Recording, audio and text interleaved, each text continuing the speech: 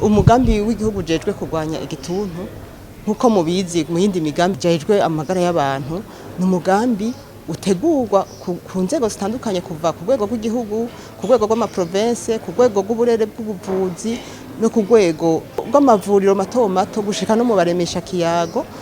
Kuva uwo mugambi utangura gushika nanone uwo mugambi uramaze gushika ku mahangiro amwe yerekana ko hariho igabanuka riboneka ry'igituntu muri rusangi mu bantu bashikitse kwa muganga bakaronka umuti. Ivyo tubibonera mu biharuro byerekana ukuntu umuntu atanguye umuti bakamufasha bakamukurikirana neza. Uburundi buri mu bihugu vya mbere ngaha muri Afrika bufise abaheze umuti bagakira neza barenga 95% kwijana kubatanguye umuti. Ni kuvuga ko abacirikiriza hagati imiti ari bake. Ico tukivuga kubera ko ingwara y'igituntu ivugwa amezi menshi. Kurwaye igituntu cyumva imiti yibanze avugwa amezi 6. Kurwaye igituntu kitumva imiti avugwa ubu dukoresha imiti dukoresha amezi 9.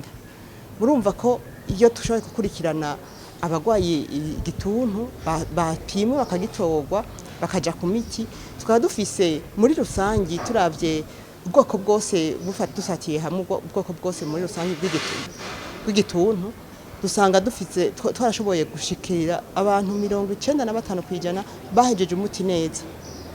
Uru ruganda rwo kwerekana ishusho ry'umugambi w'igihugu ujejwe kurwanya igituntu biciye mu Burundi rwakozwe n'abandi bavuye hanze y'igihugu tubifashijemo n'ishirahamwe mpuzamakungu OMS.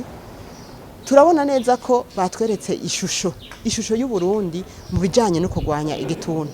Rero iryo shusho twabonye ko hariho ivyo dutegerezwa gutera intege abasanzwe bitanga hamwe no gushiramwe uburyo bukwiye kugira ngo aho umugambi ugihobahoba dushoboye gushikira ihangiro tuba dufise.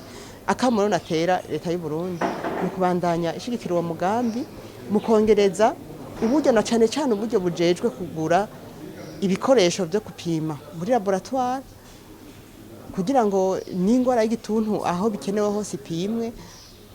Ibikoresho bijejwe gupima ku rugero rwo kuraba ko amavuriro y'ibanze yapimye neza kuko byose navyo ne biri kure batwara igikorwa cy'umurwayi bakagisanga bakijana kure.